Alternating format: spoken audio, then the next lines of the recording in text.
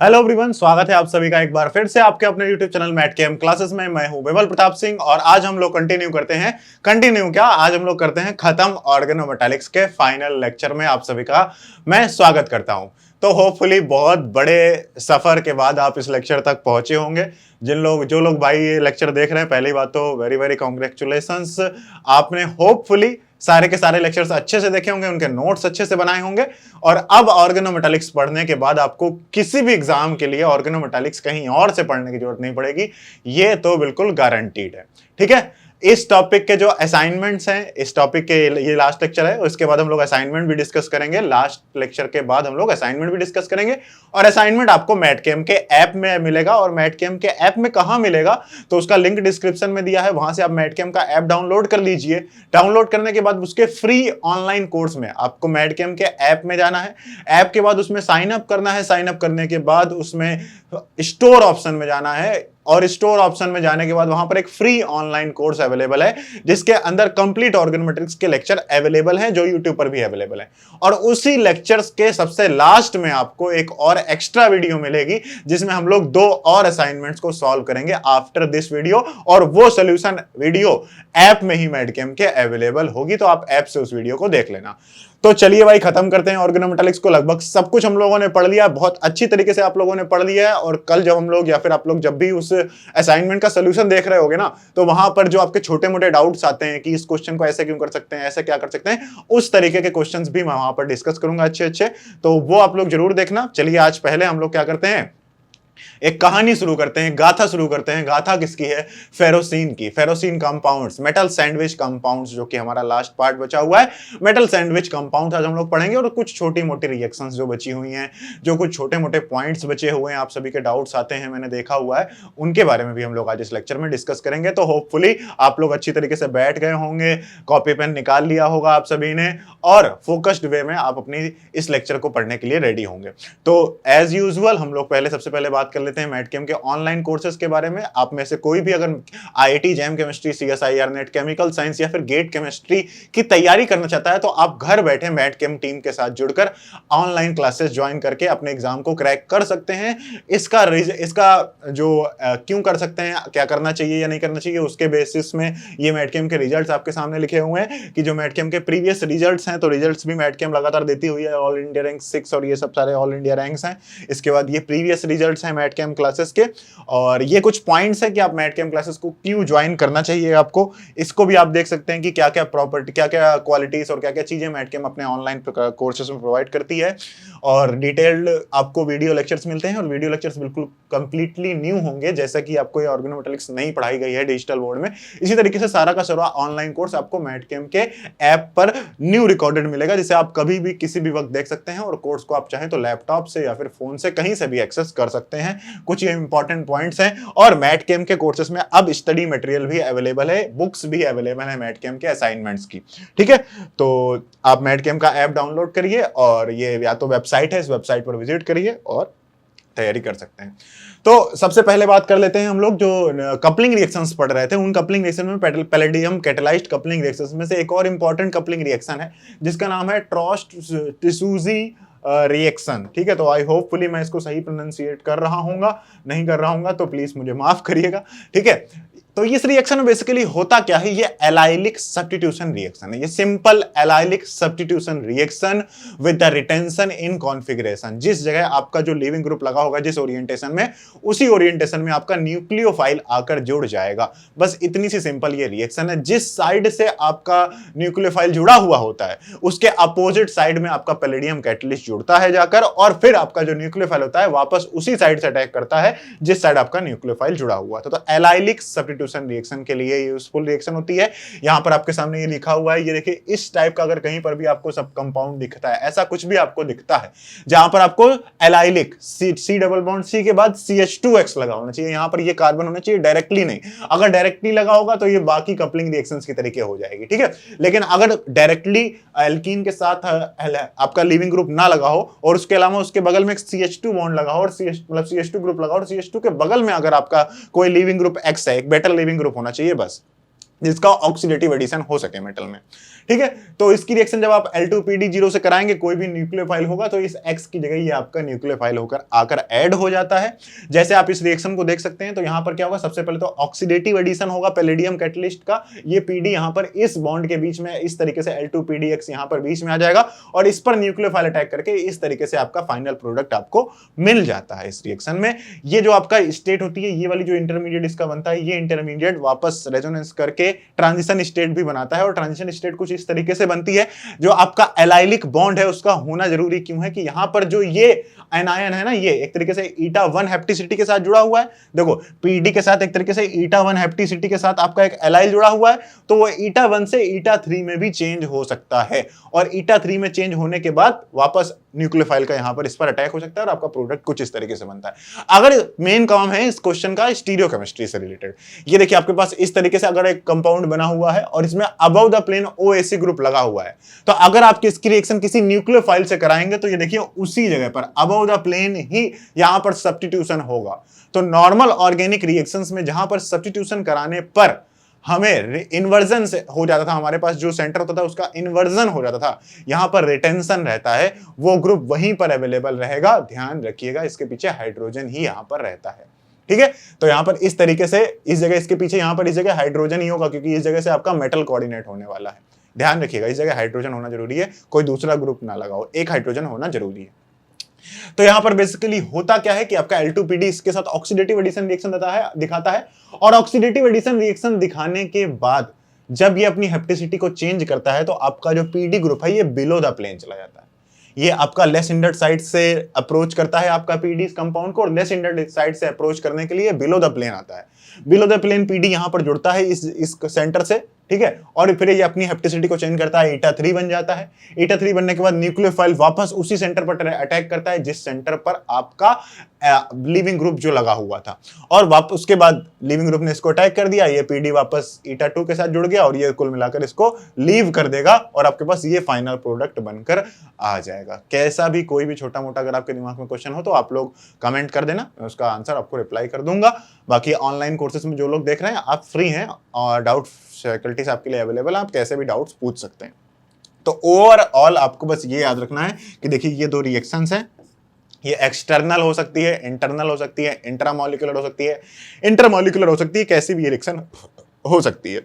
Sorry, तो ये आपके पास देखिए कंपाउंड बना हुआ है, ये देखिए डबल बॉन्ड और एलाइलिक बॉन्ड पर आपका कोई एक लीविंग ग्रुप आपका लगा होना चाहिए। तो देखिए यहां पर ध्यान से आपके पास PDPPS3 आपको दिख गया, पैलेडियम 0 पर है, ये आपका एक लीविंग ग्रुप लगा हुआ है। ठीक है, अब लीविंग ये जो आपका क्या है, ये एक आपका न्यूक्लियोफाइल लगा हुआ है, तो ये न्यूक्लियोफाइल क्या करेगा, इस OAC पर अटैक करेगा और OAC जिस ओरिएंटेशन के साथ है उसी ओरिएंटेशन पर आपका OAC आकर जुड़ेगा। तो OAC आपका देखिए OAC हटा और यहां पर ये उसी जगह पर आकर लग गया, कोई प्रॉब्लम नहीं है। ठीक है, इतनी बात समझ में आ गई।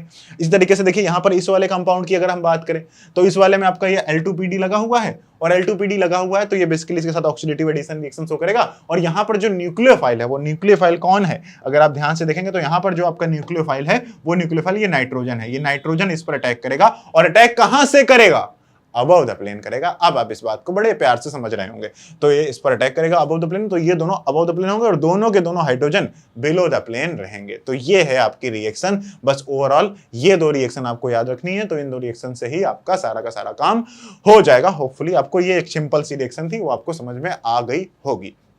चलिए पढ़ते हैं आगे की तरफ। आगे का जो हमारा काम है वो है मेटल सैंडविच कंपाउंड्स के बारे में। तो मेटल सैंडविच कंपाउंड्स क्या होते हैं, सबसे पहले बात करते हैं मेटल सैंडविच कंपाउंड्स की। मेटल सैंडविच कंपाउंड और मेटालोसिन्स दो चीजें आपको समझनी है, तो पहले आप टर्मिनोलॉजी समझिए। मेटल सैंडविच कंपाउंड्स ऐसे कंपाउंड्स होते हैं जिसमें एक मेटल क्या होता है, दो आपके एरोमेटिक कॉन्जुगेटेड रिंग के बीच में सैंडविच मतलब एक तरीके से दबा हुआ होता है। तो इसकी डेफिनेशन मैंने लिख दी है, metal ions with planar unsaturated and conjugated carbocyclic rings oriented in parallel planes में दो रिंग्स अगर आपके आपस पे अवेलेबल हैं और वो मेटल उसके बीच में फंसा हुआ है और ये रिंग्स 3 से 8 तक हो सकती हैं, ऐसे कंपाउंड्स को मेटल सैंडविच कंपाउंड्स कहा जाता है। देखिए एक बहुत ही ज्यादा इंपॉर्टेंट रिएक्शन, बहुत ही ज्यादा इंपॉर्टेंट कैटेगरी है आपकी किसकी, ये कैटेगरी है आपकी metal sandwich compound organometallic compounds की। क्योंकि अगर आपको याद हो तो मैंने आपको बताया था डीपीपीएफ का यूज कहीं पर हुआ था। ये आप सब लोग कमेंट करके मुझको बताएंगे कि डीपीपीएफ का यूज कहां हुआ था। तो डीपीपीएफ बेसिकली क्या था, एक डीपीपीएफ क्या था, वो एक फेरोसिन कंपाउंड से ही बना हुआ कंपाउंड, सैंडविच कंपाउंड ही था। तो डीपीपीएफ जिसको याद हो वो सब लोग कमेंट करिएगा, ठीक है। तो यहां पर आप देखिए इसके एग्जांपल्स दिए हुए हैं, जैसे उसके एग्जांपल में आता है आपका फेरोसिन। देखिए यहां पर 5 मेंबर रिंग है दोनों, ये दोनों रिंग क्या है, 4 मेंबर रिंग है, एक 5 मेंबर रिंग है। ये सारे के सारे कंपाउंड्स मैक्सिमम केसेस में आपको 18 इलेक्ट्रॉन रूल को फॉलो करते हुए आपको दिखते हैं। ये सारे के सारे कंपाउंड्स क्या करते हैं, 18 इलेक्ट्रॉन रूल को फॉलो करते हुए दिखते हैं। बहुत स्टेबल कंपाउंड्स ये होते हैं, बहुत ज्यादा स्टेबल कंपाउंड्स होते हैं। और जो इनमें रिंग्स होती हैं, ये रिंग इलेक्ट्रॉन रिच होती हैं। ये रिंग्स क्या होती हैं, इलेक्ट्रॉन रिच होती हैं, मेटल के साथ कोऑर्डिनेटेड होती हैं, ठीक है। ये बात आपको सबको समझ में आ रही है। और मैक्सिमम केसेस में आपके सारे के सारे मेटल्स जो होते हैं वो ट्रांजिशन मेटल्स ही आपको यहां पर देखने के मिलते हैं। तो ये तो एक हल्का सा पॉइंट हो गया। अब इसमें बात करते हैं मेटालोसीन। तो मेटालोसीन बेसिकली वर्ड कहां से निकल कर आया था, जरा ध्यान से सुनिएगा आप सारी बातों को। अभी ये कहानी एक महागाथा चल रही है मेटल सैंडविच कंपाउंड्स के बारे में, उसकी रिएक्शन तो बड़ी आसान है, वो आप समझ जाएंगे। अब कोई ज्यादा टेंशन वाला लेक्चर नहीं है ये, ठीक है। मेटालोसीन्स में मेटालो का मतलब होता है मेटल्स, मेटल का स्पेसिफिक मतलब होता है कि मेटालोसीन्स का मतलब हो गया वो ट्रांजिशन मेटल्स होते हैं।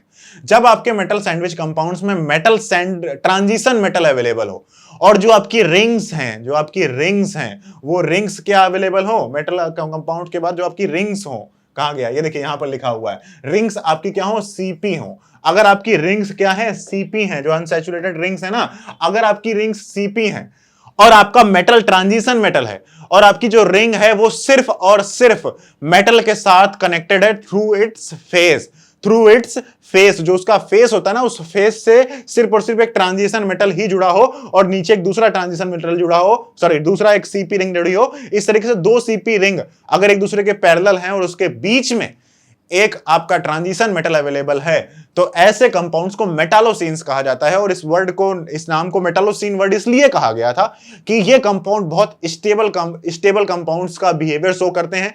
यहां पर जो रिंग्स होती हैं वो एरोमेटिक रिंग्स की तरीके बिहेव करती हैं। और मेटालो तो मेटल के लिए यूज किया गया, सीन का मतलब था जैसे बेंजीन रिंग बहुत स्टेबल रिंग होती है, बहुत स्टेबल कंपाउंड होता है, इसी तरीके से मेटालोसीन्स भी क्या होती हैं, बहुत स्टेबल होती हैं अगर वहां पर सीपी लगा होता है तो इनकी प्रॉपर्टीज बेंजीन से काफी ज्यादा ओवरलैप करती हैं प्रॉपर्टीज, इस वजह से इनका नाम दिया गया मेटालोसीन्स।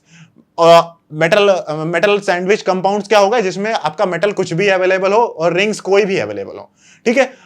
मेटालोसीन क्या हो गया कि अगर आपका मेटल ट्रांजिशन मेटल हो और रिंग्स सिर्फ और सिर्फ क्या होनी चाहिए, सीपी रिंग्स होनी चाहिए, साइक्लोपेंटाडाई इनाइल एनायन। ध्यान रखिएगा, साइक्लोपेंटाडाई इनाइल एनायन, C5H5 पर निगेटिव चार्ज, ये होता है आपका क्या, सीपी रिंग, ठीक है। तो ये बहुत स्टेबल कंपाउंड्स होते हैं। और एक्चुअली होता ये है कि जो आपकी सीपी रिंग्स होती हैं, ये CP rings nucleophilic in nature होती हैं, मेटल के साथ कनेक्टेड होती हैं, तो बहुत इलेक्ट्रॉन रिच होती हैं, जिस वजह से बाकी न्यूक्लियोफाइल्स अटैक नहीं कर पाते हैं इन कंपाउंड्स के ऊपर। इन पर न्यूक्लियोफिलिक अटैक बहुत मुश्किल होता है, जिस वजह से एक तरीके से किसी भी रिंग में अगर किसी भी कंपाउंड में अगर सीपी रिंग लगा हुआ है तो वो उस कंपाउंड को एक तरीके से स्टेबिलिटी भी प्रोवाइड करता है for the further reactions, from further reactions, अलग अलग रिएक्शन से वो उसको स्टेबिलिटी भी प्रोवाइड करता है। तो मेटालोसीन्स बहुत स्टेबल कंपाउंड्स थे, बहुत स्टेबल कंपाउंड्स पाए गए। अब आखिरकार कैसे हमें कंपाउंड्स दिखे, हमें कैसे कंपाउंड्स मिले, चलिए इसकी बात करते हैं। ये सारे आपको टर्म्स समझ में आ गए होंगे होपफुली। मैं हट जाता हूं, स्क्रीनशॉट ले सकते हैं। बाकी इसकी क्लास की पीडीएफ आपको टेलीग्राम चैनल पर मिल जाएगी मैटकेम के, जिसका लिंक डिस्क्रिप्शन में दिया हुआ होगा। चलिए आगे बढ़ते हैं। अब मैंने बात करी सीपी कॉम्प्लेक्स। अगर हम लोग सिर्फ और सिर्फ स्पेशली बात करें जो हमारे सिलेबस में है, जहां से एग्जाम्स में सारे एग्जाम्स में क्वेश्चन आते हैं कि अगर सीपी कॉम्प्लेक्स हो ट्रांजिशन मेटल के साथ, मतलब कुल मिला के मेटालोसीन्स, अगर आपका सीपी कॉम्प्लेक्स हो मेटालोसीन्स जो हो गई आपके, उसमें क्या हो, CP complex of transition metals, CP complex of transition metal. ध्यान रखिएगा इसमें सब मेटालोसीन्स नहीं होंगी, कुछ मेटालोसीन्स होंगे, कुछ मेटालोसीन्स नहीं होंगे। मेटालोसीन्स में दो रिंग्स होनी चाहिए पैरेलल। अब पैरेलल नहीं भी होंगी तो उनको कुछ और नाम दे देंगे। चलिए देखते हैं। तीन टाइप के कंपाउंड्स हो सकते हैं। एक होता है मेटालोसीन, जिनको परफेक्ट मेटालोसीन्स कहेंगे, जिसमें आपका क्या होगा, Cp2M टाइप का कंपाउंड होगा, जिन्हें जो एक तरीके के सैंडविच कंपाउंड्स हैं, सैंडविच कंपाउंड्स की ही एक कैटेगरी है। तो ये मेटालोसिन क्या है? सैंडविच कंपाउंड की एक सब क्लास है। इसके एग्जांपल आपके पास FeCP2, COCP2, NiCP2। इसके बाद अगर बात करते हैं बेंट सैंडविच कंपाउंड्स भी पाए जाते हैं। ऐसे कंपाउंड्स होते हैं जहां पर सैंडविच ही होगा लेकिन वो थोड़ा सा बेंट हो गया होगा, तो बेंट सैंडविच कंपाउंड्स भी बोला जाता है, या फिर इनको बेंट मेटालोसिन्स भी बोलते हैं कि दो रिंग्स तो अवेलेबल है लेकिन बेंट हो गई है, इसलिए मेटालोसिन भी यूज कर रहे हैं और बेंट वर्ड भी यूज कर रहे हैं। तो बेंट मेटालोसिन में दो सीपी रिंग्स क्या होंगी? टिल्टेड होंगी एक दूसरे के साथ, उनमें कुछ ना कुछ पैरेलल नहीं होंगी, पैरेलल में कुछ ना कुछ इस तरीके से मुड़ी हुई होंगी। ये पैरेलल होनी चाहिए था लेकिन इस तरीके से मुड़ी हुई होंगी। उसका एग्जांपल आप देख सकते हैं, देखिए CP2MLX, CP2M, और इस एक्सटर्नल लीगेंड की वजह से, अब ये लीगेंड कंपाउंड में जरूरी था उसको 18 इलेक्ट्रॉन रूल फॉलो कराने के लिए, इस वजह से कंपाउंड ऐसा कर रहा है। नहीं, अगर जरूरत ना होती इन लीगेंड्स की तो आपका कंपाउंड ऐसे ही बनाता। लेकिन सारे के सारे मेटल्स, आपको पता है आपका जो सीपी रिंग है वो 10 इलेक्ट्रॉन ही देगा, दो सीपी रिंग 10 इलेक्ट्रॉन्स डोनेट कर सकती हैं, तो इसलिए आपका मेटल जो है वो 8 इलेक्ट्रॉन हुआ तो ठीक है। लेकिन अगर 8 इलेक्ट्रॉन नहीं है तो उसको और लीगेंड्स चाहिए होंगे 18 इलेक्ट्रॉन रूल को फॉलो कराने के लिए, और इस वजह से कंपाउंड मेटल्स बेंट मेटालोसिन्स भी हमें देखने को मिलती हैं, बहुत ज्यादा देखने को मिलती हैं। जैसे आपके पास देखिए ये CP2TaH3, यहां पर CP2MOH2, ये आपके पास CP2ReCl, CP2TiCl2, यहां पर ये दोनों रिंग्स क्या है? एक दूसरे से टिल्टेड है थोड़ी सी, तो ये क्या होते हैं? बेंट मेटालोसिन्स होते हैं। ठीक है, आपको इस टर्म्स के आधार पर क्वेश्चन आ सकता है कि which of the following is a metallocene, इस तरीके। और तीसरा होता है हाफ सैंडविच कंपाउंड्स, इनको मेटालोसिन नहीं बोलना, ये है half sandwich compounds. Half sandwich compounds इसके लिए क्या होते हैं? हाफ सैंडविच कंपाउंड्स एक तरीके से पियानो स्ट्रक्चर होगा, एक सीपी रिंग लगी होगी और उसके नीचे मेटल होगा और मेटल के साथ बाकी लिगेंड्स लगे होंगे जो लिगेंड्स मोनोडेंटेट होंगे, और मैक्सिमम केसेस में वो आपके जो लिगेंड्स होते हैं ना वो कार्बोनिल होते हैं। इनमें जो आपके पास यहां पर जो आपके मोनोडेंटेट लिगेंड्स होते हैं वो हाइड्रोजन हो सकता है, क्लोरीन हो सकता है, CO हो सकता है, और इनकी x की वैल्यूज 1 से 3, यहां पर x की वैल्यू 1 से 4 हो सकती है। तो ये कुछ एग्जांपल है, ये सिर्फ आपको अपनी नजरों से गुजारना है, कुछ याद करने की जरूरत नहीं है। चलिए बात स्टार्ट करते हैं मेटालोसिन में हमारे मोस्ट फेवरेट, मोस्ट फेमस सदस्य की, जिसका नाम है फेरोसिन। फेरोसिन बहुत ही ज्यादा स्टेबल कंपाउंड है, one of the most stable metallocene. सारी मेटालोसिन्स में मोस्ट स्टेबल जो कंपाउंड होता है वो होता है फेरोसिन। फेरोसिन ही सबसे पहला मेटल सैंडविच कंपाउंड था जो एक धोखे से बन गया था। धोखे से एक रिएक्शन कोई और कराई जा रही थी और धोखे से कंपाउंड बना जो कि बहुत स्टेबल था। और ये स्टेबल कंपाउंड जो आपका था, ये जो आपका स्टेबल कंपाउंड था, ये स्टेबल कंपाउंड के बारे में अगर बात करें तो ये कंपाउंड कैसे बना, थोड़ी सी कहानी समझ लेते हैं, इसकी गाथा समझ लेते हैं। सबसे पहले तो इसकी डिस्कवरी 1951 में हुई थी, धोखे से हुई थी, डिस्कवर्ड एक्सीडेंटली, और इस एक्सीडेंट की वजह से ये टॉपिक आपके ऑर्गेनोमेटिक्स में ऐड हो गया, जिसकी वजह से आपको ये पढ़ना पड़ रहा है। ऐसे कई एक्सीडेंट्स की वजह से हम लोग का सिलेबस बढ़ता हुआ चला आया है। अब देखिए कीली और पॉजन यहाँ पर दो साइंटिस्ट थे, उन लोगों ने क्या किया, वो लोग रिएक्शन करा रहे थे, और उन लोगों ने जो रिएक्शन कराई वो रिएक्शन थी क्या? CpMgBr, यहाँ पर आप C5H5MgBr गिग्नार्ड रीजन की रिएक्शन FeCl3 से कराई जा रही थी। तो यहाँ पर जब इनने इसको इसके साथ हीट किया तो एक्सीडेंटली इन्हें कंपाउंड मिला, एक क्रिस्टलाइन स्ट्रक्चर मिला, और ये क्रिस्टलाइन स्ट्रक्चर जो था ये क्या कहलाया? यही था आपका फेरोसिन। यही था क्या? आपका फेरोसिन था। ये बहुत स्टेबल था, एरोमेटिक इन रिंग्स इसके पास अवेलेबल थी। ठीक है, और इन लोगों ने जब ये पाउजन और ये कैली थे, इन लोगों ने भाई अब बहुत स्टेबल कंपाउंड हमको मिल गया तो अब इसका स्ट्रक्चर भी बताना पड़ेगा। अगर कुछ ढूंढ लिया तो उसके बारे में सब कुछ बताओ, तभी तुम्हें उसका श्रेय मिलेगा कि हाँ तुमने इसके बारे में पढ़ा और इसके बारे में सारी डिटेल्स पता करी। तो इन्होंने स्टार्टिंग में स्ट्रक्चर इस तरीके से बताया कि स्ट्रक्चर NMR चेक किया होगा, तो इस तरीके से बताया कि ये क्या है, इस तरीके से कैनोनिकल स्ट्रक्चर बनाता है जिसमें Fe और Cp के बीच में एक सिग्मा बॉन्ड पाया जाता है। स्टार्टिंग में ये स्ट्रक्चर बताया गया कि सिग्मा बॉन्ड पाया जाता है और इस तरीके से ये आयनिक फॉर्म में चेंज होता रहता है, तो ये रेजोनेंस इस तरीके से करता है। ये कैनोनिकल स्ट्रक्चर थे।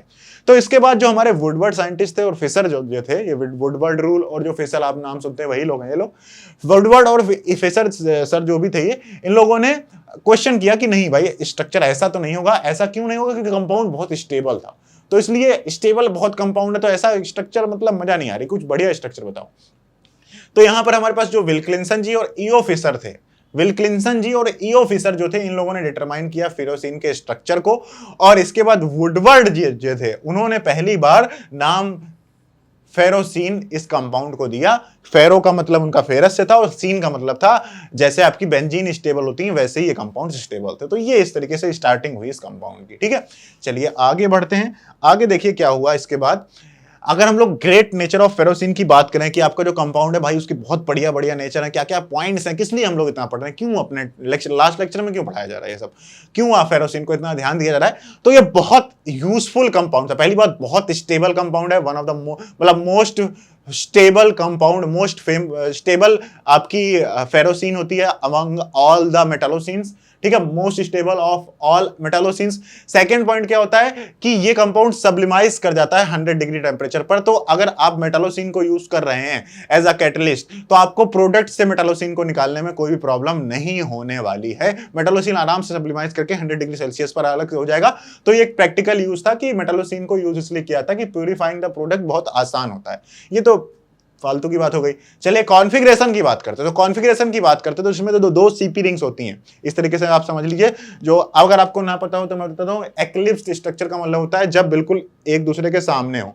एक्लिप्स स्ट्रक्चर ये होता है एकदम एकदम ऐसे, ठीक है, ये एक्लिप्स स्ट्रक्चर। और स्टैगर्ड स्ट्रक्चर का मतलब होता है कि इस तरीके से रिंग क्या हो, एक दूसरे के साथ टिल्टेड हो, बीच में कुछ ना कुछ रिंग्स के बीच में बॉन्ड एंगल अवेलेबल हो। तो गैस फेज में जो आपकी सीपी रिंग्स होती हैं वो एक्लिप्स्ड होती हैं, क्योंकि इस फॉर्म में बैक बॉन्डिंग अच्छी होती है मेटल से, और बैक बॉन्डिंग कराने के लिए डी ऑर्बिटल उसके सामने होने चाहिए, टेढ़ा मेढ़ा नहीं होना चाहिए, तो इसलिए आसानी से अच्छी तरीके से इंटरेक्शन होता है। तो गैस फेज में ये सीपी रिंग्स क्या होती हैं, गैस फेज में ये सीपी रिंग्स एक्लिप्स्ड फॉर्म में पाई जाती हैं। लेकिन ये कंपाउंड क्रिस्टल स्ट्रक्चर में भी पाया जाता है, सॉलिड स्टेट में भी पाया जाता है, और सॉलिड स्टेट में ये 3 फॉर्म्स में पाया जाता है, मोनोक्लिनिक, ट्राइक्लिनिक और ऑर्थोरोम्बिक स्ट्रक्चर में। मोनोक्लिनिक स्ट्रक्चर में ये कंप्लीटली स्टैगर्ड फॉर्म में होता है। ट्राइक्लिनिक फॉर्म में ये आपका पार्सली स्टैगर्ड होता है, और ऑर्थोरोम्बिक फॉर्म में, सॉलिड स्टेट में ऑर्थोरोम्बिक फॉर्म में ये एक्लिप्स्ड फॉर्म में पाया जाता है। ये कुछ टेम्परेचर रेंजेस होती हैं कि रूम टेम्परेचर पर ये मोनोक्लिनिक होता है क्रिस्टल, ठीक है, रूम टेम्परेचर पर आपका ये क्रिस्टलाइन फॉर्म होता है किसका, फेरोसिन का। इसके बाद अगर 160 डिग्री टेम्परेचर से कम कर देंगे टेम्परेचर को तो फिर ये ट्राइक्लिनिक फॉर्म में चला जाता है, और उस समय इसका जो स्ट्रक्चर होता है जो वो होता है पार्सली स्टैगर्ड, और दोनों रिंग्स के बीच में 9 डिग्री का एंगल होता है। 9 डिग्री का एंगल होता है, रोटेशन एंगल कितना होता है, 9 डिग्री का होता है दोनों की दोनों सीपी रिंग्स में। जब ये ट्राइक्लिनिक फॉर्म में होता है, कब होता है, जब टेम्परेचर लेस देन 167 केल्विन होता है, और अगर टेम्परेचर 110 केल्विन से भी कम कर दिया जाए तो उस फॉर्म में ये कंपाउंड ऑर्थोरोम्बिक यूनिट सेल्स बनाता है और कंप्लीटली एक्लिप्स्ड स्ट्रक्चर में पाया जाता है। तो ये इसके स्ट्रक्चर के 4 पॉइंट्स हैं जो कि आपको ध्यान रखने हैं। आपको अपने पॉइंट के हिसाब से टेम्परेचर बेस पर या फिर गैस फेज पर या फिर सॉलिड फेज पर आपको क्वेश्चन पूछा जा सकता है कि रूम टेम्परेचर पर सॉलिड फेज में कैसा स्ट्रक्चर होता है फेरोसिन का, ठीक है, और गैस फेज में तो आपका एक्लिप्स्ड होता ही है। ये बात हो गई। अगली आपकी नेक्स्ट बात करते हैं कि इसके जो हाइड्रोजन एटम्स होते हैं, ये हाइड्रोजन एटम्स जो सीपी रिंग्स के जो हाइड्रोजन एटम्स होते हैं वो Fe की तरफ टिल्टेड होते हैं। टिल्टेड होने का रीजन ये बताया जाता है कि टिल्टेड होने की वजह से ऐसा हो सकता है कि जो इसके जो p ऑर्बिटल्स होते हैं ना, p ऑर्बिटल, सीपी रिंग में 5 p ऑर्बिटल्स होते हैं ना, ये p ऑर्बिटल अच्छे से ओवरलैप करते होंगे मेटल्स के d ऑर्बिटल्स में। अगर वो टिल्टेड हो जाता होगा तो बेटर ओवरलैपिंग होती होगी, ये कारण बताया जाता है इसके बारे में, ठीक है। और हाईली सॉल्युबल होता है लेस पोलर ऑर्गेनिक सॉल्वेंट्स में, जिसकी वजह से इसको फ्यूल के साथ एडिटिव्स में भी यूज किया जाता है, और ये लुब्रिकेंट का काम भी करता है हाई टेम्परेचर पर, और यूवी लाइट को एब्जॉर्ब करने का भी काम करता है आपका फेरोसिन। तो काफी ज्यादा यूज हो गया भाई, अभी आपको इतना समझ में नहीं आ रहा होगा, कैटालिसिस में भी इसका बहुत यूज होता है। सिंथेसिस की बात करें, बड़ी सिंपल सिंथेसिस रिएक्शंस हैं इसकी। सिंथेसिस रिएक्शन को अगर आप ध्यान से देखेंगे, देखो क्या है, सीपी रिंग को C5H6 के साथ ऐड कराया, और ऐड कराने से क्या हुआ, C5H6 है, इस तरीके से आपका कहां गया पेन, मैंने रख दिया यहां पर। आपके पास जो C5H6 है, ध्यान से देख लेते हैं हम लोग, आपके पास ये जो C5H6 है इस तरीके से, ऐसे ऐसे ऐसे इस तरीके से, ये C5H6 की रिएक्शन Fe से करा दी तो ये सीधा इसके साथ क्या करता है, Cp2Fe फेरोसिन का फॉर्मेशन कर देता है, ठीक है। अगर और ये रिएक्शन उतनी अच्छी नहीं होती है तो इसलिए हम लोग क्या करा सकते हैं, इसको हम लोग पहले Cp बना लेते हैं। ऐसे देखिए, ये आपके पास कंपाउंड दे रखा है, इस कंपाउंड से हम लोग को इस कंपाउंड को 180 डिग्री सेल्सियस पर हीट किया, तो इससे हुआ क्या कि ये बॉन्ड यहां गया और उसके बाद ये बॉन्ड यहां पे गया, इस तरीके से आपका Cp रिंग बनकर आ गई, ठीक है। कैसे हुआ, एक मिनट, हाँ ये बॉन्ड यहां पे गया, ये वाला बॉन्ड यहां पे गया और ये वाला बॉन्ड यहां पे गया। इस तरीके से ये बॉन्ड रोटेट होते हैं और इस तरीके से आपका Cp पूरा तो नहीं, अभी हाइड्रोजन अवेलेबल है। इसकी रिएक्शन सोडियम से कराई तो सोडियम से कराने पर Cp बन गया, नेगेटिव चार्ज आ गया, और उसकी रिएक्शन FeCl2 से कराई तो Cp2 बन गया। ठीक है, इसी तरीके से अगर आप देखिए FeCl2 की रिएक्शन C5H5 हो गया, आपके पास C5H5 है, C5H6 है, ये C5H6 था, आपने बेस यूज किया तो इसने इसके प्रोटॉन को खा के इसको एरोमेटिक बनाया और वो एरोमेटिक FeCl2 के साथ ऐड हो गया और आपका FeCp2 बनकर आ गया, फेरोसिन बनकर आपके सामने आ गया। तो ये एक बात थी किसकी, सिंथेसिस की। चलिए बात करते हैं बॉन्डिंग की। सबसे इंटरेस्टिंग पॉइंट है क्या, बॉन्डिंग का, कि किस तरह से आपके जो Fe होता है उसके d ऑर्बिटल्स किस तरीके से स्प्लिट होते हैं। चलिए इस बात को समझते हैं।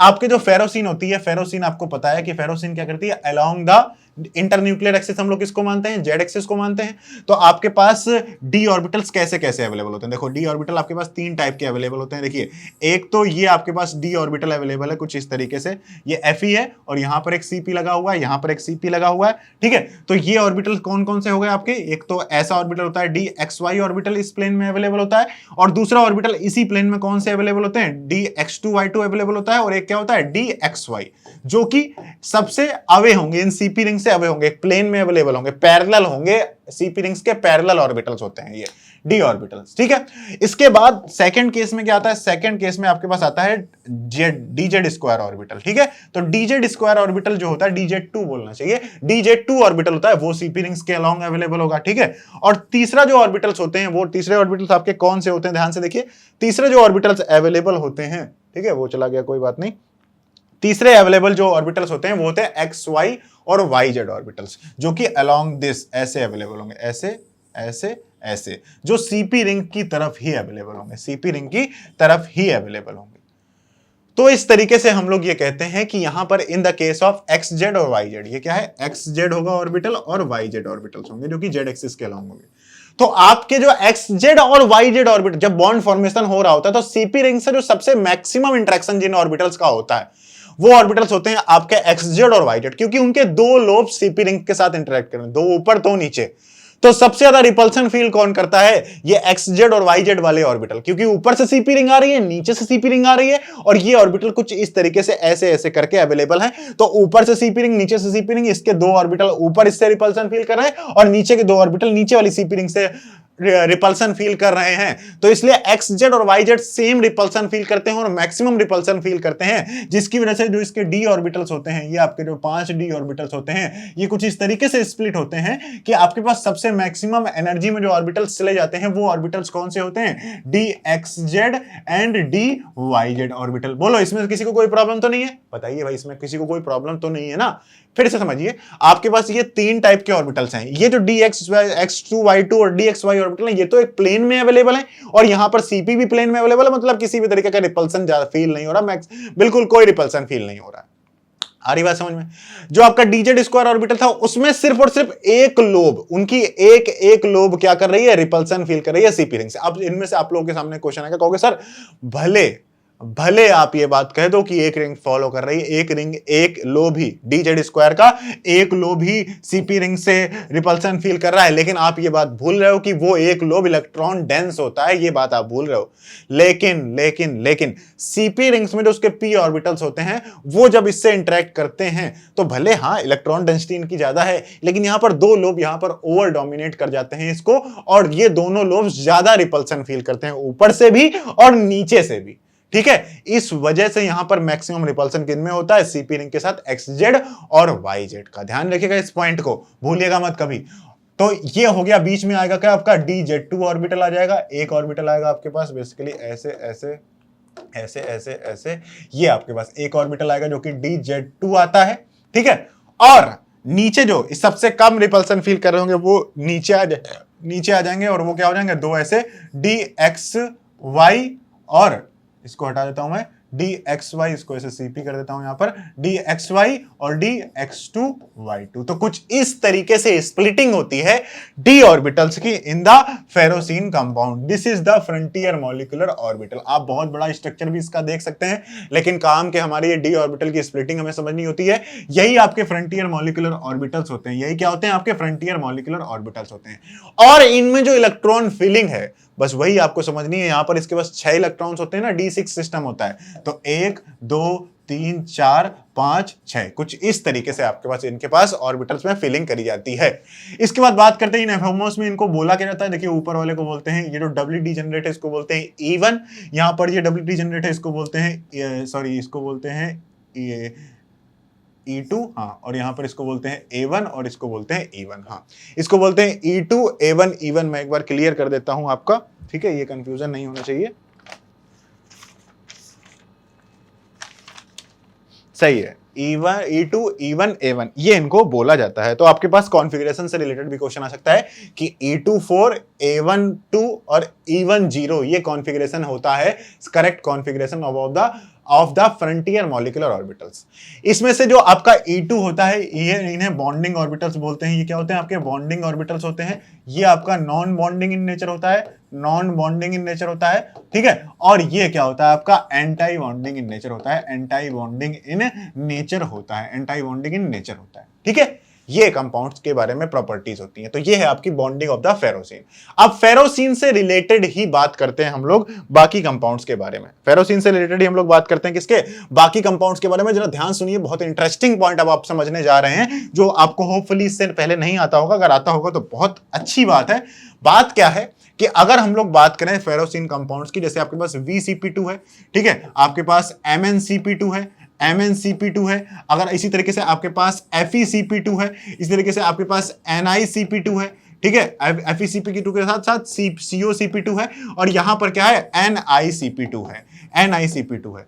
तो अब मैं इनमें आप पे अनपेयर्ड इलेक्ट्रॉन अगर मैं आपसे पूछूं तो सुनना ध्यान से, बड़ी ही गजब की बात है। गजब की बात क्या है जो आप ध्यान नहीं दे पा रहे होंगे, लेकिन मैं आपको ध्यान देकर बताता हूं। इनमें स्प्लिटिंग तो सब में सेम होती है, स्प्लिटिंग तो सब में सेम होती है, स्प्लिटिंग तो सब में सेम होती है, लेकिन जो इलेक्ट्रॉन की फिलिंग होती है वो अलग होती है। गजब की बात है भाई, ये बहुत बढ़िया पॉइंट है। यहां पर क्या होता है कि F2Fe जैसे ही आता है ये 18 इलेक्ट्रॉन रूल को फॉलो करता है। इससे पहले वाले 18 इलेक्ट्रॉन रूल को फॉलो नहीं करते हैं। 18 इलेक्ट्रॉन रूल को फॉलो नहीं करने की वजह से सीपी रिंग्स का, इनकी सीपी रिंग्स का इन मेटल के साथ उतना अच्छा इंटरेक्शन नहीं होता है, और अच्छा इंटरेक्शन नहीं होता है इस वजह से ये जो स्प्लिटिंग ऑफ द ऑर्बिटल होती है, ये इनमें एनर्जी गैप बहुत ज्यादा खास एनर्जी गैप नहीं होता है। इनमें एनर्जी गैप बहुत खास नहीं होता, इनके बीच का एनर्जी डिफरेंस बहुत कम होता है, जिस वजह से इनमें जो इलेक्ट्रॉन फिलिंग होती है वो पहले सारे ऑर्बिटल्स में एक-एक इलेक्ट्रॉन भरने होते हैं, और उसके बाद जैसे एक तरीके से कह सकते हैं ये हाई स्पिन, इनके काइंड ऑफ हाई स्पिन की तरीके समझ सकते हैं। और ये सब के सब क्या होते हैं? लो स्पिन की तरीके बिहेव करते हैं। लो स्पिन हाई स्पिन वर्ड यहां पर यूज नहीं किया जा सकता है, बस मैं बता रहा हूं ताकि आपको याद रहे। वेलेडियम में आपके पास कितने इलेक्ट्रॉन्स होते हैं? इसके पास शक्ति, वाह, यहां पर ये क्या हो गया? D3 सिस्टम हो गया, D3 सिस्टम हो गया। इसका मतलब इसके पास 3 अनपेयर्ड इलेक्ट्रॉन होंगे। अगर आपसे पूछे MnCp5 में कितने अनपेयर्ड इलेक्ट्रॉन होंगे? इसके पास 5 अनपेयर्ड इलेक्ट्रॉन होते हैं। अगर FeCp2 की बात करें तो इसके पास कितने अनपेयर्ड इलेक्ट्रॉन होते हैं? यहां पर आपको पहले पेयरिंग करानी पड़ेगी। यहां पर अगर COCp2 की बात करें, यहां पर आपको पहले पेयरिंग करानी पड़ेगी, उसके बाद ये एक्स्ट्रा इलेक्ट्रॉन यहां पर जाएगा। इस वाले केस की बात करें, यहां पर अगर ऐसे ऐसे ऐसे ऐसे ऐसे ऐसे और ऐसे इस तरीके से, तो इस तरीके से इलेक्ट्रॉन की फिलिंग होती है इन द मेटालोसीन कंपाउंड्स। अब इसी से एक बहुत बेहतरीन पॉइंट आप सीख सकते हैं। सीख क्या सकते हैं कि अगर आपसे पूछा जाए क्या metal carbon bond length in ferrocene, metal carbon bond length order, metal carbon bond length order किस किस का? FeCP2 का, FeCP2 का, इसके बाद COCP2 का, यहां पर इसके बाद NiCP2 का। तो आप ये बताओगे, क्या बताओगे कि सर यहां पर जैसे हम लोग इससे इसमें जा रहे हैं, इसका इलेक्ट्रॉन एंटाई बॉन्डिंग में जा रहा है, एंटाई बॉन्डिंग में इलेक्ट्रॉन जाने से मेटल कार्बन के बीच का जो बॉन्ड ऑर्डर होगा वो कम हो रहा होगा, और मेटल कार्बन के बीच की, कार्बन का मतलब क्या, कार्बन का मतलब हो गया CP रिंग के कार्बन मेटल के साथ, CP रिंग के कार्बन मेटल के साथ की डिस्टेंस की बात करी जा रही है। ध्यान रखिए यहां पर जो ये इस तरीके से ऐसे ऐसे ऐसे ऐसे यहां पर ये है, यहां पर जो ये मेटल लगा हुआ है, इन डिस्टेंस की बात करी जा रही है। और ये सारी की सारी डिस्टेंस क्या होती है, इक्वी डिस्टेंस होते हैं, सबकी डिस्टेंस सेम होती है। ध्यान रखिएगा इस बात को, इस डिस्टेंस की बात करी जा रही है, ये है मेटल कार्बन बॉन्ड। जब भी मेटलोसीन्स में अगर आपसे बात करी जाती है तो आप कहोगे जैसे जैसे इलेक्ट्रॉन एंटी बॉन्डिंग में जा रहा है, बॉन्डिंग वीक हो रही है, metal carbon bond length increase हो रही है। इसका मतलब है सबसे ज्यादा बॉन्ड इसका होगा, सबसे ज्यादा बॉन्ड इसका होगा, ये ट्रेंड होगा। This will be the correct trend of the metal carbon bond length. आ रही बात समझ में? वहीं पर अगर आपसे वहीं पर बात करें हम लोग, यहां से लेफ्ट से, इससे इसकी अगर बात करी जाए इन तीनों की, तो इन तीनों का देखा ये गया है। वैसे इससे आपका क्वेश्चन बनेगा नहीं, क्योंकि आपका ये क्वेश्चन अभी भी मतलब बिल्कुल क्लियर पॉइंट नहीं है, लेकिन मैं बताता हूं ये देखा ये गया है कि जैसे हम लोग यहां से इससे लेफ्ट से राइट इंक्रीज होंगे, यहां लेफ्ट से राइट इंक्रीज होंगे, यहां पर VCP2 MnCP2 और यहां पर FeCP2, इनमें हम लोगों ने देखा है कि इसमें बॉन्ड लेंथ छोटी होती है, इसमें उससे बड़ी, और इसमें सबसे बड़ी होती है। इसमें क्या होती है, सबसे बड़ी होती है। तो सबसे ज्यादा इसमें, फिर इसमें, फिर इसमें। और इसका एक्सप्लेनेशन ये कहा जाता है, यहां पर फिलिंग तो इस तरीके से देखी जाती है, लेकिन क्योंकि यहां पर इनमें कुछ ज्यादा खास डिफरेंस नहीं आता है, क्योंकि जो इलेक्ट्रॉन्स है ना, ये बहुत एंटी बॉन्डिंग, क्योंकि एनर्जी गैप बहुत कम है, तो इनके एंटी बॉन्डिंग में जाने से ओवरऑल बॉन्ड लेंथ में उतना ट्रेंड में असर नहीं पड़ता है। यहां पर जो मेन असर होता है, जो मेन इफेक्ट होता है, वो इस बात का होता है कि ये एक इलेक्ट्रॉन कम है 18 इलेक्ट्रॉन से, ये 2 इलेक्ट्रॉन कम है 18 इलेक्ट्रॉन से, मतलब 2 नहीं, जितना भी कम है, ये 1 कम है, तो इसका मतलब है यहां पर बाउंडिंग थोड़ी अच्छी हो रही है। यहां पर ये बिल्कुल 18 इलेक्ट्रॉन है, तो यहां सबसे अच्छी हो रही, तो सबसे छोटा ये, उससे बड़ा ये, और सबसे बड़ा मेटल कार्बन बॉन्ड लेंथ यहां पर ये। तो इस तरीके से ये 2 को टाइप के क्वेश्चंस है जो कि पूछे जा सकते हैं भाई आपके एग्जाम में, बिल्कुल 100% चांसेस है। महा मोस्ट इंपॉर्टेंट लगाकर रख लेना इन क्वेश्चंस को। तो ये होती है क्या, bonding in the metal carbon, bonding of the metallocenes, bonding of the metal, bonding of the ferrocene. ठीक है, चलिए आगे देखते हैं अब रिएक्शन ऑफ फेरोसीन। तो रिएक्शन ऑफ फेरोसीन से करने से पहले आप ये बात समझ लीजिए रिएक्शंस बिहेव किस तरीके से करती हैं। जो सीपी रिंग्स होती हैं, जो आपकी सीपी रिंग्स होती हैं, सीपी रिंग्स जो होती हैं किसमें, आपके मेटालोसीन्स में, जो आपके मेटालोसीन्स में, जो मेटालोसीन्स में या फेरोसीन मेटालोसीन के अंदर ही आता है। मेटालोसीन्स की जो सीपी रिंग्स होती हैं, ये सीपी रिंग्स इलेक्ट्रॉन रिच होती हैं। क्या होती हैं, इलेक्ट्रॉन रिच होती हैं, और इलेक्ट्रॉन रिच होती हैं और बेंजीन की तरीके ही बिहेव करती हैं। तो बहुत सारी रिएक्शन जो बेंजीन शो करता है, वैसे ही ये सीपी रिंग्स भी शो करती हैं। बस यहां पर एक प्रॉब्लम होती है फेरोसीन के साथ। फेरोसीन के साथ एक प्रॉब्लम क्या होती है कि अगर आपने Cp2Fe लिया और इसके साथ अगर आपने कोई भी ऑक्सीडाइजिंग एजेंट डाल दिया, तो ये बहुत ज्यादा तैयार रहता है ऑक्सीडाइज होने के लिए। ये तुरंत आपका फेरोसीनियम आयन बनाने के लिए क्या होता है, तैयार रहता है। यहां पर इस पर कैटायन आ जाता है। ये इस रिएक्शन को शो करने के लिए बहुत टेंडेंसी इसकी बहुत हाई होती है। इसलिए अगर आप रिंग में, इन सीपी रिंग में नाइट्रेशन, क्लोरीनेशन, ब्रोमिनेशन कराना चाहते हैं, तो आपका रिएजेंट ऑक्सीडाइजिंग नेचर का नहीं होना चाहिए। इसलिए हम लोग डायरेक्ट क्लोरीनेशन, ब्रोमिनेशन या फिर डायरेक्ट हम लोग नाइट्रेशन नहीं करा सकते हैं इन सीपी रिंग्स का, क्योंकि वहां पर जो हम लोग नॉर्मल रिएजेंट्स यूज करते हैं वो ऑक्सीडाइजिंग इन नेचर होते हैं, और ऑक्सीडाइजिंग इन नेचर होने की वजह से, ऑक्सीडाइजिंग इन नेचर होने की वजह से वो इस सीपी रिंग को ऑक्सीडाइज कर देते हैं। और ऑक्सीडाइज करने से होता क्या है, जो आपका इलेक्ट्रोफाइल इसमें आकर सीपी रिंग में ऐड होने वाला था, वो इस पॉजिटिव चार्ज और आपका इलेक्ट्रोफाइल भी पॉजिटिव चार्ज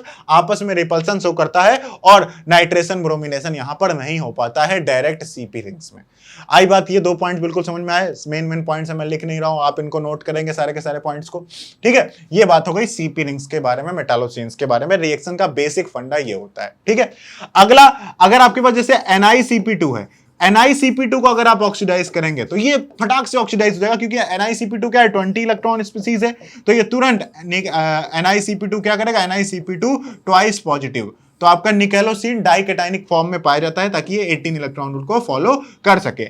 इसी तरीके से अगर आपका जो COCP2 होता है, अगर इसको आप ऑक्सीडाइज करेंगे तो इसके पास 19 इलेक्ट्रॉन स्पीसीज है, ये 19 इलेक्ट्रॉन स्पीसीज है, तो ये मोनोकेटाइनिक फॉर्म में पाया जाता है COCP2 पॉजिटिव। इस तरीके से आपका पाया जाता है क्या, कोबाल्टोसिन। इस तरीके से आपका पाया जाता है क्या, निकेलोसिन। और इस तरीके से आपका फेरोसिन भी ऑक्सीडाइज होने का नेचर शो करता है।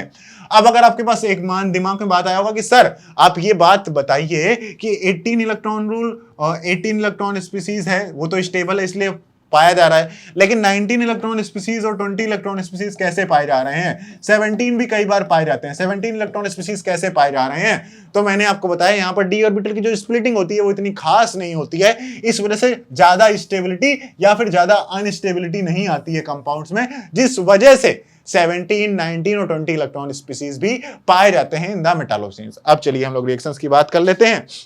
वही सिंपल रिएक्शन है। अगर आप फेरोसिन की रिएक्शन करा रहे हैं, देखिए POCl3 DMF से कराएंगे तो ये आपका फॉर्मुलेशन रिएक्शन होती है ना, CHO का एडिशन। POCl3 और DMF का मतलब होता है CHO का एडिशन। तो CHO का एडिशन हो जाएगा आपकी, एक रिंग में एडिशन होगा, दूसरी रिंग में एडिशन नहीं होगा, एक रिंग में एडिशन होगा, मोनो सब्स्टिट्यूशन होगा, एक CP रिंग में CHO ऐड हो जाएगा। इस तरीके से अगर आप CH3 COCl और AlCl3 के साथ रिएक्शन कराएंगे, अ काइंड ऑफ मतलब फ्रीडल क्राफ्ट रिएक्शन, तो ये भी एरोमेटिक रिंग की तरीके फ्रीडल क्राफ्ट रिएक्शन शो करेगा। CH3 CO ग्रुप क्या होगा, एक CP रिंग में ऐड हो जाएगा। इसी तरीके से अगर आप AC2O की रिएक्शन H3PO4 के साथ कराएंगे तो यहां पर COCH3 एक CP रिंग में ऐड हो जाएगा। इसके बाद अगर इसी तरीके से अगर ClSO3H की रिएक्शन कराएंगे तो SO3H यहां पर ऐड हो जाएगा। अब देखिए ध्यान से, मोनो लिथिएशन और डाइलिथिएशन, मतलब एक रिंग का लिथिएशन और दो रिंग का लिथिएशन कैसे कराया जाता है? तो नॉर्मल केसेस में आपका जो सिंगल लिथिएशन होता है वही प्रेफर्ड होता है। नॉर्मल केसेस में सिंगल लिथिएशन ही प्रेफर्ड होता है, दूसरी रिंग का लिथिएशन आसान नहीं होता है दो नेगेटिव चार्ज का। तो इसलिए अगर आप टर्सरी BuLi का अगर आप यूज करें, या फिर अगर आप NBuLi का भी यूज करें, या फिर अगर आप NBuLi का भी यूज करें, तो आपका जो मेजर प्रोडक्ट आएगा वो क्या आएगा, सिर्फ और सिर्फ एक रिंग का लिथिएशन होगा। लेकिन अगर आप BuLi के साथ अगर आपने टेम्डा यूज किया तो टेम्डा क्या करता है, टेम्डा एक तरीके से कोऑर्डिनेशन कर देता है इन दोनों लिगेंड के बीच में, TMEDA इस तरीके से बीच में फंस जाता है और ये अब इन दोनों कंपाउंड के दोनों नेगेटिव चार्ज को स्टेबलाइज कर देता है। इसलिए TMEDA को अगर आप यूज कर रहे हैं तब दोनों रिंग क्या होती है, लिथिएट होती है। अगर उसका यूज नहीं किया जा रहा है तो सिर्फ और सिर्फ एक रिंग ही लिथिएट यहां पर होती हुई आपको दिखती है। आ रही है इतनी बात आप सभी को समझ में? सारे के सारे टू द पॉइंट वाले क्वेश्चन है, इसमें कुछ भी खास अलग नहीं है, सारी वही पुरानी रिएक्शंस है। अब देखिए ये RLi बन गया। RLi की रिएक्शन चाहो कैसे करा लो, SiCl4 से कराओगे तो ये एक नेगेटिव चार्ज इस पर SiCl3 बना देगा। CO2H+ से रिएक्शन कराओगे तो COH बना देगा। Bu3SnCl से रिएक्शन कराओगे तो SnBu3 बना देगा। तो ये कुछ सिंपल रिएक्शंस है अबाउट द फेरोसिन। ठीक है, ये बात हम लोगों ने कर ही ली। इसके बाद एक और लास्ट रिएक्शन बची हुई है जिसको हम लोग कराकर अब इस लेक्चर को अंतिम छोर पर पहुंचाते हैं। वो क्या है, वो है अबाउट द पॉइसन-कांड रिएक्शन है। ये एक तरीके की 2+2+1 साइक्लो एडिशन रिएक्शन है। ये क्या है, 2+2+1 2+2+1 साइक्लो एडिशन रिएक्शन है। साइक्लो एडिशन रिएक्शन है, साइक्लो एडिशन रिएक्शन है, साइक्लो एडिशन रिएक्शन है। और ये साइक्लो एडिशन रिएक्शन में बेसिकली क्या होता है, एक एल्काइन प्लस एक एल्कीन प्लस एक एल्कीन और प्लस साथ में कार्बन मोनोऑक्साइड को अगर आप CO2CO8 कैटलिस्ट की प्रेजेंस में हीट कर देते हैं तो क्या होता है, साइक्लिक कंपाउंड्स बनते हैं और 2+2+1 type of cycloaddition reaction होती है। यहां पर ये डबल बॉन्ड, ये ट्रिपल बॉन्ड और बीच में घुस जाता है आपका CO। तो जरा ध्यान से देखिए, ये डबल बॉन्ड का एक बॉन्ड इधर गया, यहां पर एक बॉन्ड इधर गया और बीच में CO घुसकर आ गया, तो कुछ इस तरीके से आपका प्रोडक्ट्स बनते हैं। अब इसमें रेजियो सेलेक्टिविटी और स्टीरियो सेलेक्टिविटी की बात करें तो देखिए R1 R2 आपका जो है, ये आपका R1 R2 ऐसे आ जाता है। ठीक है, ट्रिपल बॉन्ड वाला डबल बॉन्ड बन जाएगा, डबल बॉन्ड वाला सिंगल बॉन्ड बन जाएगा, यहां पर बीच में CO आ जाएगा। इस तरीके से आपकी रिएक्शन होंगी।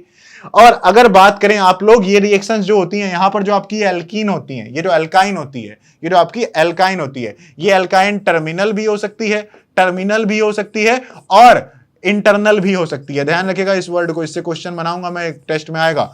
इंटरनल भी हो सकती है, इंटरनल भी हो सकती है और टर्मिनल भी हो सकती है, इससे खास फर्क इसमें नहीं पड़ता है। जैसे ये एग्जांपल आपके सामने दिया हुआ है, एक ट्रिपल बॉन्ड एक डबल बॉन्ड का CO2 CO8 टाइप का लिगेंड और साथ में CO, तो बस यहां पर ये और साथ में ये CO, यहां पर ये, इस तरीके से triple bond double bond single bond, इस तरीके से आप इसको करेंगे और आपका प्रोडक्ट आपके सामने बनकर आ जाएगा। देखिए इस तरीके से ये रिंग बन गई, यहां पर ये डबल बॉन्ड, ये simple reaction to the point. अब इसमें अगर रेडियो सेलेक्टिविटी की बात करें, देखिए अगर आपके पास इस तरीके की एल्काइन प्रेजेंट हो जिसमें एक तरफ मोर हिंडेड साइड है और एक तरफ लेस हिंडेड साइड है, और इसमें क्या है, इसमें एक तरफ एक साइड है हिंडेड और दूसरी साइड कोई भी हिंडेड साइड नहीं है, मतलब बड़ी जो मोर हिंडेड साइड है, तो इसका मोर हिंडेड साइड इसके मोर हिंडेड साइड के हमेशा एक तरीके से ट्रांस में अवे फॉर्म में रहेगी, ध्यान रखिएगा अवे फॉर्म में रहेगी। यहां पर जो इसका प्रोडक्ट बनकर आएगा, जो इसका मेजर प्रोडक्ट बनकर आएगा, ध्यान रखिएगा यहां पर ये पीएच ग्रुप हमेशा जो बड़ा ग्रुप होगा, यहां पर जो इस एल्काइन का जो बड़ा ग्रुप है, ध्यान रखिए जो एल्काइन का बड़ा ग्रुप होगा वो हमेशा CO ग्रुप के पास रहेगा, वो हमेशा CO ग्रुप के पास रहेगा, जो बड़ा ग्रुप रहेगा। तो ये तो आपके CO ग्रुप के यहां पर आ गया, ठीक है। और यहां पर जो मेजर प्रोडक्ट होगा वो मेजर प्रोडक्ट क्या होगा, अगर यहां पर हाइड्रोजन होता, अगर हाइड्रोजन होता तो स्टीरियोकेमिस्ट्री में कोई भी फर्क ना पड़ता। अगर यहीं पर ये हाइड्रोजन लगा हुआ है, देखो हाइड्रोजन लगा हुआ है, अगर ये हाइड्रोजन होता तो चाहे ये CO3 यहां लगे चाहे यहां लगे, इससे कोई फर्क नहीं पड़ता, दोनों 50-50% प्रोडक्ट बनते। लेकिन अगर यहां पर ये CH3 की जगह कोई दूसरा हाइड्रोजन की जगह अगर ये CH3 ग्रुप अगर आपने लगा दिया, एथाइल ग्रुप लगा दिया, कोई दूसरा ग्रुप लगा दिया, तो उस केस में इस एल्कीन का जो मेजर जो इसका बड़ा ग्रुप होगा वो बड़ा ग्रुप यहां पर आएगा, इससे दूर रहेगा, इससे क्या रहेगा, दूर रहेगा। तो ये आपकी रेजियो सेलेक्टिविटी होती है of the regioselectivity of the Pauson Khand reaction. Pauson Khand reaction की रेजियो सेलेक्टिविटी कुछ ऐसी आपको देखने को मिलती है। आ रही बात इतनी समझ में आप सभी को? इतनी बात आप सभी को समझ में आ रही हो तो एक बार कमेंट करके बताना मुझे, और इसके अलावा अगर कोई भी डाउट हो तो आप लोग मुझसे पूछ सकते हैं। जो इस एल्काइन का सबसे बड़ा वाला ग्रुप होगा वो CO के पास, बड़ा वाला ग्रुप CO के पास, और अगर उसकी तरफ दूसरी साइड अगर हाइड्रोजन लगा हुआ है तो कोई फर्क नहीं पड़ेगा, कैसा भी प्रोडक्ट बन सकता है। लेकिन अगर हाइड्रोजन की जगह कोई दूसरा ग्रुप लगा हुआ है तो आपके जो ये एल्कीन होगी, इस एल्कीन का जो मेजर बड़ा वाला ग्रुप होगा वो कहां होगा, इससे अवे बनेगा। This will be the major product. So that is all for the all kind of reaction. अब इसके बाद कुछ और पॉइंट्स मैं आपको छोटे छोटे बता देता हूं। जैसे मैकेनिज्म से रिलेटेड क्वेश्चंस में कई लोगों को प्रॉब्लम आ रही थी कि कौन सी मैकेनिज्म फॉलो करते हैं आपके ऑर्गेनोमेटालिक कंपाउंड। तो मैकेनिज्म कौन कौन सी फॉलो करिए, देखो 3-4 टाइप की मैकेनिज्म होती हैं आपकी associative mechanism, dissociative mechanism, interchange associative और इंटरचेंज डिसोसिएटिव। तो इन रिएक्शंस को आप कभी बताकर देखकर नहीं बता सकते हैं कि कब इंटरचेंज मैकेनिज्म होती हैं।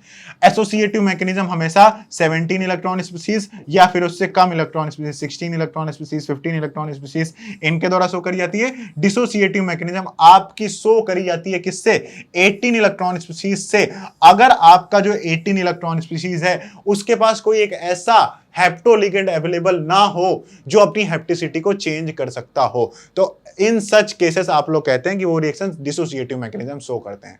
तो ये कुछ बात थी मैकेनिज्म के रिलेटेड, जो कि कमेंट 1-2 आए थे वो मैंने आपको बता दिया, ठीक है।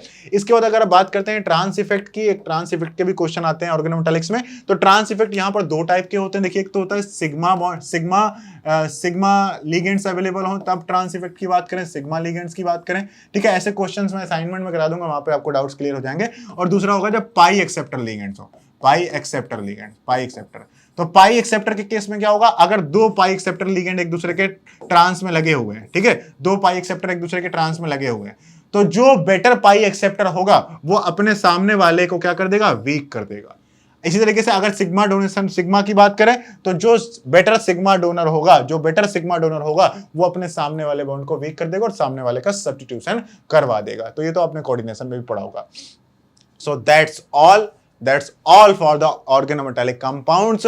Congratulations to all of you. आप सभी ने organometallic compounds को कंप्लीट कर लिया है। इसके बाद आप असाइनमेंट का सॉल्यूशन आप मैटकेम के ऐप में देख सकते हैं। इसके बाद एक असाइनमेंट है बड़ा सा, उसे भी हम सब लोग मिलकर सॉल्व करेंगे मैटकेम के ऐप पर। और भाई खत्म हो गई ऑर्गेनोमेटालिक्स। एक बार सारे टॉपिक्स पढ़ डालो फिर से, कोई भी एग्जाम हो, कोई भी कुछ भी हो, कहीं का भी कोई क्वेश्चन हो, आप लोग कम कर सकते हैं। होपफुली आप सभी को ऑर्गेनोमेटालिक्स अच्छी लगी होगी। ऑर्गेनोमेटालिक्स के जो फीडबैक्स हैं वो आप सब लोग मैटकेम के ऐप में डाल सकते हैं, मैटकेम के ऐप में फीडबैक कर सकते हैं। आप लोग वीडियोस के कमेंट करके फीडबैक हमें दे सकते हैं कि आपको ऑर्गेनोमेटालिक्स कैसी लगी, कैसा आपको पढ़ाया मैंने ऑर्गेनोमेटालिक्स, ये सारे पॉइंट्स आप लोग जरूर बताइएगा। और ऑर्गेनोमेटालिक्स की कंप्लीट प्लेलिस्ट मैटकेम के यूट्यूब चैनल पर अवेलेबल है, तो अपने मित्रों के साथ जरूर शेयर करिएगा ताकि सब लोग अच्छे से ऑर्गेनोमेटालिक्स को पढ़ सकें। And don't forget to give your feedback about the organometallic chapter. Thank you so much. We have completed this chapter successfully.